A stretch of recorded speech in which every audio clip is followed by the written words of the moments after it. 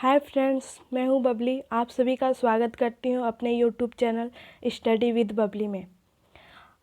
आज का वीडियो का झारखंड के पर्व और त्योहारों के बारे में हमारा सेकंड क्लास है और ये वीडियो उन सभी स्टूडेंट के लिए हेल्पफुल है जो झारखंड जीएसएससी सीजीएल और जेपीएससी की तैयारियों में लगे हुए हैं।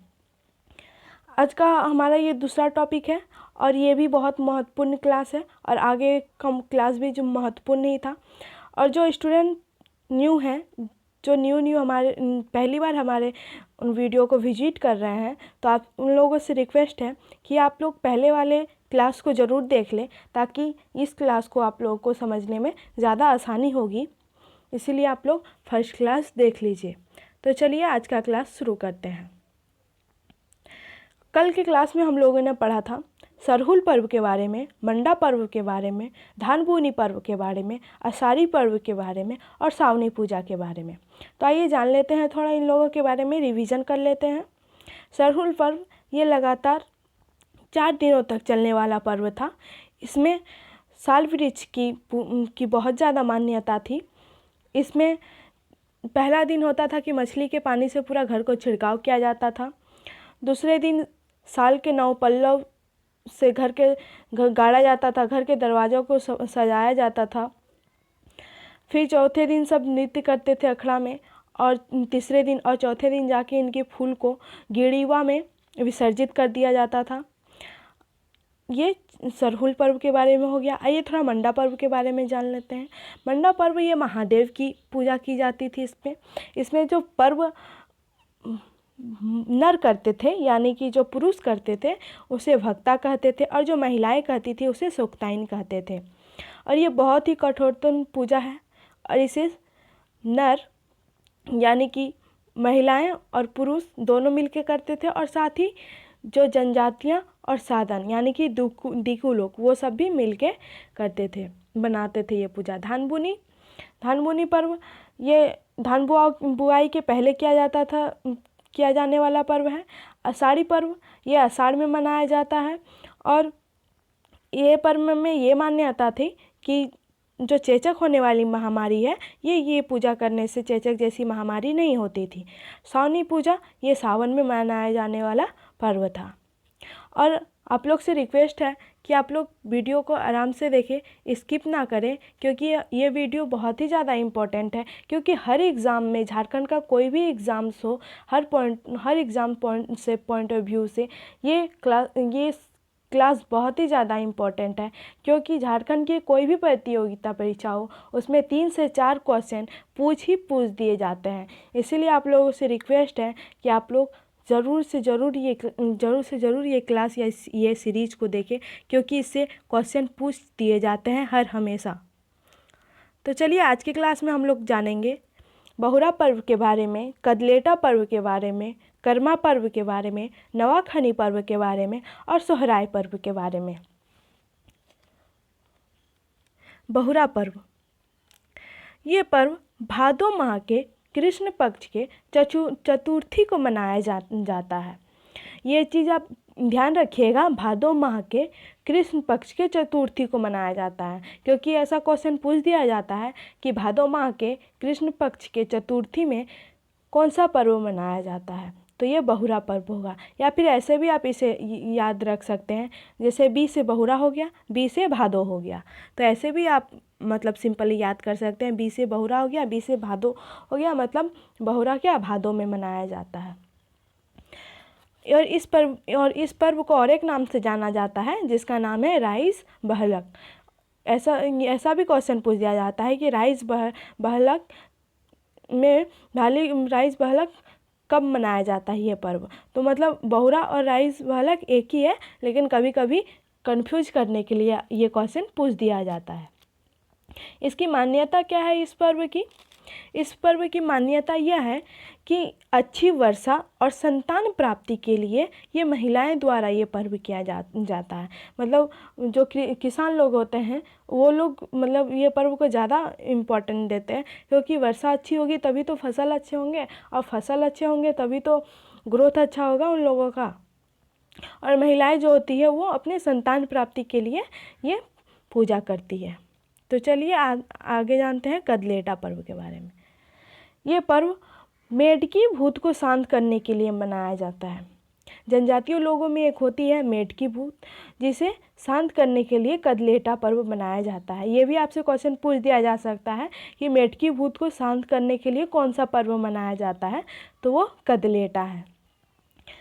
और इसमें हड़िया का तापन चढ़ाया जाता है। भेलुआ, साल वृक्ष के केंद्र के डालियाँ आदि चीज़ों को रख कर इसकी पूजा की जाती है।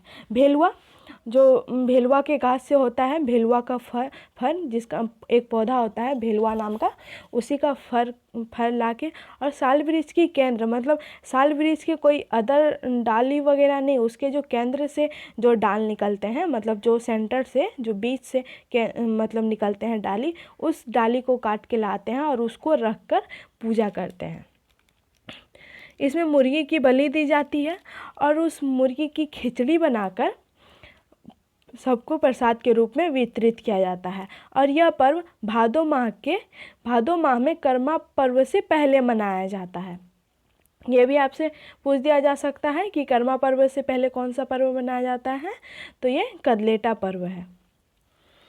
तो चलिए अब हम लोग कर्मा के बारे में जानते हैं।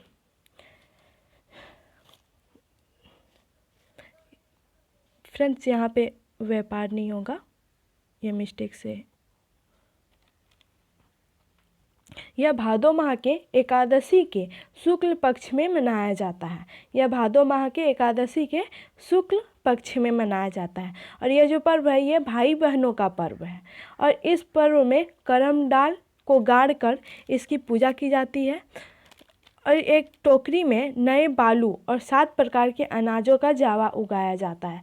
देखिए इसमें क्या होता है, जो नई कन्याएं लोग होती है वो एक नए बांस की टोकरी बनाती है, उसमें नया बालू रखती है, उसमें 7 प्रकार के अनाज, मतलब जैसे चावल धान के हो गए, गेहूँ, मक्का, ये सारी चीज़ों के 7 प्रकार के जावा रखते हैं और उस जावा को उगाते हैं। और ये 9 दिन पहले से ही ये प्रक्रिया शुरू हो जाती है पूजा करने की। और जिस भादो माह के जिस दिन एकादशी का दिन होता है, शुक्ल पक्ष के एकादशी के दिन, उस दिन ये लोग अपने आंगन में या फिर सार्वजनिक जगह में इस टोकरी को रखती है जिसमें जावा निकला हुआ रहता है, और उस जगह को पूरा सजाया जाता है। और फिर शाम को पंडित जी आते हैं, पूजा करते हैं, और जो कन्याएं होती है वो नए नए कपड़े पहन के आते हैं और इस पूजा में भाग लेते हैं। और इसमें और एक इम्पॉर्टेंट बात यह है कि जो विवाहित कन्या है वो भी भाग लेती है। ये भी क्वेश्चन आप प्रीवियस ईयर में पूछ चुका है कि ऐसा कौन सा पर्व है जिसमें नवविवाहित कन्या ही भाग लेती है, तो वो कर्मा है। नवविवाहित कन्या मतलब जैसे जिसका अभी शादी हुआ है, मतलब इस साल शादी हुआ है और इसके फर्स्ट साल ही ये पर्व बनाई, और इसका जो दूसरा साल कर्मा पर्व आया वो पर्व नहीं मनाती है। मतलब शादी के पहले साल जो कर्मा पर्व पड़ता है वो मनाती है, यानी कि व्रत करती है, और उसके दूसरे साल से वो छोड़ देती है, मतलब उसके बाद से वो कर्मा पर्व कभी नहीं करती। इसीलिए एक ही ऐसा पर्व है जिसमें कि नवविवाहित कन्याएं पूजा करती है या व्रत करती है। इसलिए ये क्वेश्चन पूछ भी चुका है। आप क्वेश्चन प्रीवियस ईयर क्वेश्चन निकाल के देखिएगा। तो चलिए आइए देखते हैं। ये देखिए, ये 9 जावा उगाए गए हैं, और ये देखिए सारी जो कन्या हैं सब एक जगह सार्वजनिक जगह पे अपने जावा को रख के सब नृत्य कर रही है, सब ये कर्मा महोत्सव का आनंद उठा रही है। और ये हमने बताया भी 9 दिन पहले से ही ये तैयारी शुरू हो जाती है। और ये जो पर्व है ये कर्मा और धर्मा 2 भाइयों की कथाओं पर आधारित है। ये मान्यता है कि जो भाई होते हैं वो अपने बहन को नदी के पार ले जाते हैं। ये अपने भाई बहन का या प्यार को या फिर उनके रिश्ते की महत्व को बताए हैं। और इससे एक मुख्य संदेश यह मिलता है कि अपने कर्म को जीवन में प्रधान यानी कि प्रथम मानना चाहिए। ये संदेश या ये मैसेज सबको दिया जाता है इस पर्व के माध्यम से। आइए अब नवाखानी के बारे में जानते हैं। ये पूजा जो होती है ये अन्य पे विशेष होती है, मतलब जो नया जो अन्न उगाया जाता है इस पूजा में वो नया अन्न को खाया जाता है। और ये चूड़ा दही का तापन चढ़ाया जाता है इस पर्व में। और ये पर्व है कर्मा के बाद मनाया जाने वाला पर्व है। तो ये भी आपसे क्वेश्चन पूछ दिया जा सकता है कि कर्मा के बाद कौन सा, मतलब कर्मा के जस्ट बाद कौन सा पूजा होता है। तो ये नवाखानी है, यानी नया अन्न को चखने वाला, नाम से ही पता चलता है नया अन्न को खाने वाला। आइए अब सोहराय के बारे में जानते हैं। सोहराय ये झारखंड की बहुत ही ज़्यादा महत्वपूर्ण पर्व है और ये लगातार 5 दिनों तक चलने वाली पर्व है। और ये पर्व जो है ये कार्तिक महीना के अमावस्या को मनाया जाता है। फ्रेंड, ये जो मैं बता रही हूँ कि कब मनाया जाता है, कार्तिक माह में या फिर इससे पहले जो बताई भादो माह के एकादशी में कर्मा पर्व मनाया जाता है। तो इस चीज़ को आप ध्यान रखेंगे क्योंकि ये पूछ दिए जाते हैं, अक्सर ही पूछ दिए जाते हैं, इसलिए आप ये चीज़ को ध्यान रखिएगा। तो सोहराय पर्व जो है ये कार्तिक माह में अमावस्या में मनाया जाता है और ये लगातार 5 दिनों तक चलने वाली पर्व है। पहला दिन क्या होता है, आइए इसके बारे में जानते हैं। पहला दिन जो होता है ये गौड़ डांडी में जाहिर एरा का आवाहन किया जाता है। ये गौड़ डांडी क्या है इसके बारे में जानते हैं। गौड़ डांडी ये जो बथान होता है ना, जहाँ पे बहुत सारे गाय वगैरह होते हैं, बथान, उसको कहते हैं गौड़ डांडी। ये भी क्वेश्चन आपसे पूछ लिया जाता है कि गौड़ डांडी किसे कहते हैं, तो गौड़ डांडी बथान को कहते हैं। और ये जाहिर एरा का आवाहन करते हैं बथान में। जाहिर एरा उसे जो देवता होते हैं, बथान के देवता, उसे जाहिर एरा कहते हैं। और एक चीज़ फ्रेंड कि जब आप लोग वीडियो को देख रहे होते हैं तो आपसे रिक्वेस्ट है कि एक पेन और एक कॉपी लेके बैठे, क्योंकि हर एक चीज़ को सबमिट करना पॉसिबल नहीं है। और कभी कभी होता है कि जब मैं आप लोगों को बता रही होती हूँ तो कोई चीज़ अपने आप दिमाग में आ जाता है कि नहीं ये चीज़ बता देना चाहिए ताकि कोई भी चीज़ छूटे ना। तो इसलिए वो चीज़ तो मैं बता देती हूँ तो छूट ही जाएगा ना। तो अगर ऐसे में लिखा हुआ रहता है तो आप स्क्रीनशॉट ले सकते हैं, लेकिन जो मैं बताऊँगी तो उसे आप नोट डाउन कर ले। इसलिए मैं कह रही हूँ कि कॉपी और पेन लेके बैठे जब भी आप वीडियो को देख रहे होते हैं। तो चलिए आगे चलते हैं। दूसरा दिन क्या होता है इसके बारे में जानते हैं। ये अपने गोहाल को साफ़ सुथरा करते हैं और गोहाल की पूजा करते हैं दूसरे दिन। पहले दिन क्या करते हैं, पहले दिन अपने जो बथान होते हैं उसमें जाहिर एरा का आवाहन करते हैं और उसकी पूजा करते हैं। और दूसरे दिन अपने गोहाल को साफ़ करते हैं और उसकी पूजा करते हैं। गोहाल जहाँ गाय वगैरह रखा जाता है उनको भी गोहाल ही कहा जाता है और उसे भी साफ़ सुथरा करके पूजा किया जाता है और गाय की पूजा की जाती है उस दिन। आइए तीसरे दिन के बारे में जानते हैं। तीसरे दिन जो गाय को धो के, मतलब उनकी पूजा करके पूजा करते हैं दूसरे दिन। और तीसरे दिन इनको धान की बाली की माला पहनाकर खूंटते हैं।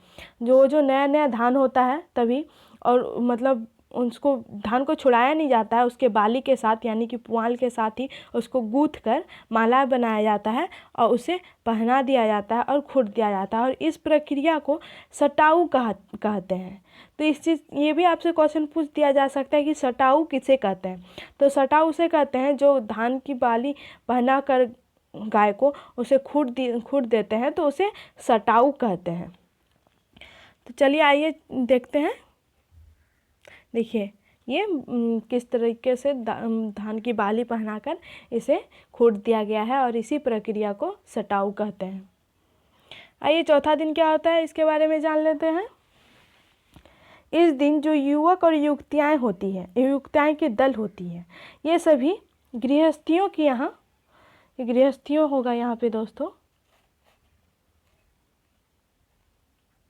यहाँ गृहस्थियों होगा। तो इनके यहाँ चावल और दाल, नमक, मसाला आदि जो खाने की सामग्री होती है, ये सारी चीज़ों को इकट्ठा करती है। और यही इकट्ठा करने की प्रक्रिया को जाले कहते हैं। तो ये चीज़ को आप याद रखेंगे एग्ज़ाम पॉइंट ऑफ व्यू से, क्योंकि ये भी पूछ दिए जाते हैं कि जाले क्या हैं, या फिर कभी कभी मिलान करने वाला जो रहता है उसमें भी ये पूछ दिया जाता है कि या फिर कभी आपको मिलाने के लिए ही दे दिया जाए कि सही मिलान करें कि इसमें जो युवक युवतियाँ के दल जो किसी चावल दाल मांग के लाए जाते हैं उसे क्या कहते हैं। तो ये या फिर क्वेश्चन भी पूछ दिया जा सकता है। तो इस प्रक्रिया को जाले कहते हैं। तो आइए 5वां दिन के बारे में जानते हैं। 5वां दिन क्या होता है? इस दिन जमा किए गए चावल दाल की खिचड़ी बनाई जाती है। वो जो चावल दाल जो लाते हैं मांग के, उसकी खिचड़ी बनाई जाती है और सब भोज का आयोजन किया जाता है। और जितने भी ग्राम या फिर पंचायत या फिर जो गांव के लोग होते हैं, उसको एक साथ इकट्ठा करके वहाँ पे सब भोज का आयोजन किया जाता है और नृत्य करते हैं। तो आइए जान लिए हम लोग सोहराय पर्व के बारे में। देखिए ये सभी नृत्य करती है सोहराय पर्व के उपलक्ष्य में। तो चलिए आप लोग आज के क्लास में बस इतना ही। मिलते हैं हम लोग नेक्स्ट क्लास में। आज के लिए बस इतना ही। धन्यवाद।